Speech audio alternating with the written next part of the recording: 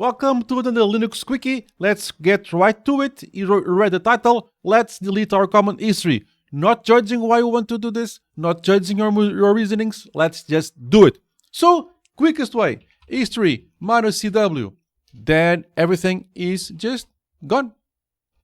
Easy peasy, lemon squeezy. But, of course, it will not be a noise live beat if we then didn't add something to this. So, let's check more details and alternate methods of this occurring, let's delete the history with different methods, and also let's also prevent from the history to be written down at all. If you're watching this in a short form, come and see all the details on the long form. For the short form peeps, for the long form peeps, let's carry on.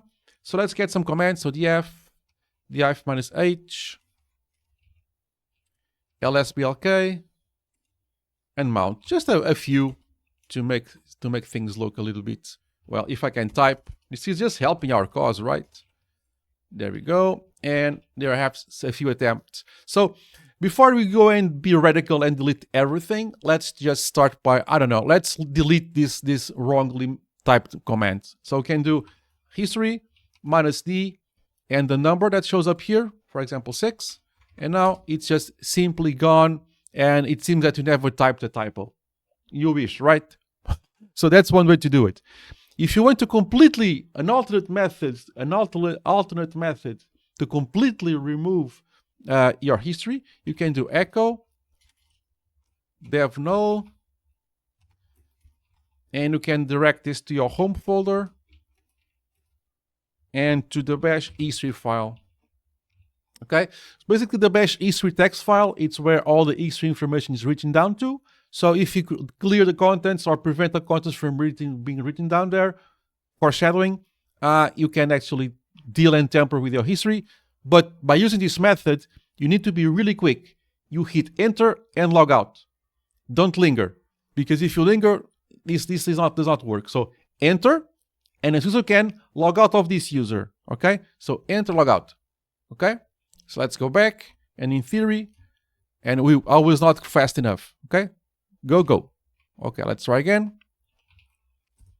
Now it's cleared. So there is a timing around this. You just clear, log out, and your history is cleared, and it has a similar effect as the history.cw. You just do this, enter, log out. I'm using the Control D to log out, Control D. You go back, history, and it's enter, Control E. And I go back, and the history should be mostly deleted. Good.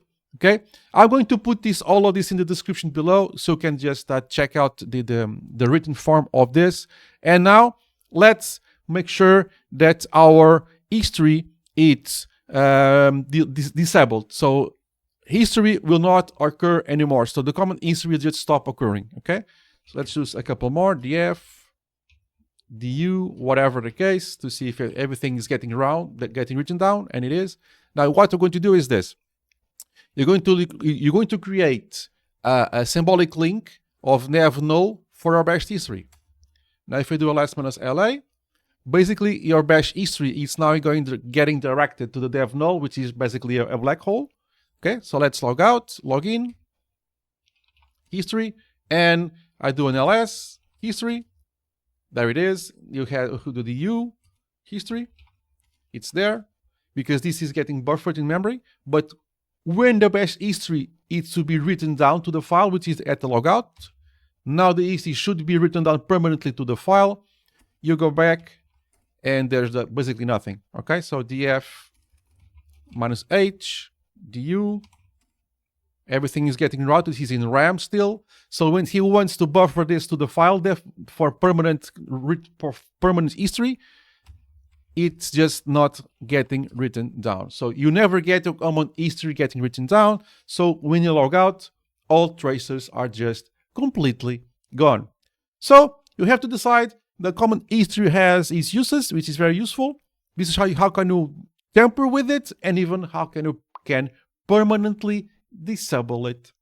Like, subscribe, hype, and comment. It really helps. And I'll see you in the next one. Ask any questions if you may have any.